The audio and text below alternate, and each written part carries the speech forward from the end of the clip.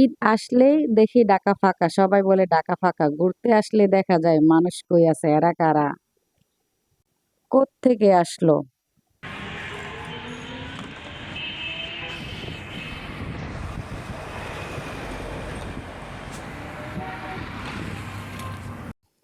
আসসালামু আলাইকুম, সবাই কেমন আছেন?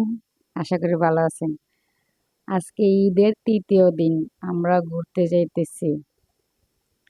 কই যাইতেছি বলবো না, আমাদের সাথে চলেন। দেখ, জায়গাটা দেখলেই চিনতে পারবেন। আর এই রাস্তাটা, এটা হচ্ছে ধানমন্ডি ২৭। আমাদের বাসা ধানমন্ডি ২৭। ওই যে বাইকে নুসাইবার বাবা সামনে বইসা রয়েছে, কি সুন্দর, একটু ভয়ও পায় না। মাশাল্লাহ, আমার মায়ের সুন্দর করে ধরে রাখছে, ভয় পাই না। তো আর আর আমি আর আমার বাইক রিক্সাতে, আর ওরা দুইজন বাইক দিয়ে যাইতেছে পাশাপাশি। আমারে বলে মাম্মা টাটা। তো চলেন দেখেন আমরা কই যাই। চেষ্টা করে সুন্দর একটা জুম করলে ইচ্ছা তো ভালো ছবি হয়।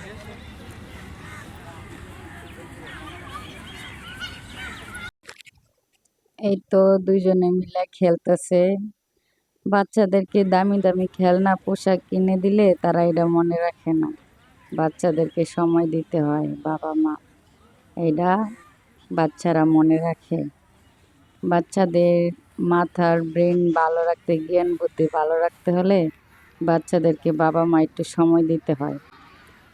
অনেক বাবা মারাই আছে বাচ্চাদেরকে ঠিক মতো সময় দেয় না, কাজের চাপে বলে কাজ আগে। কিন্তু বাচ্চাদেরকে সময় দেওয়া, এটাও একটা কাজ।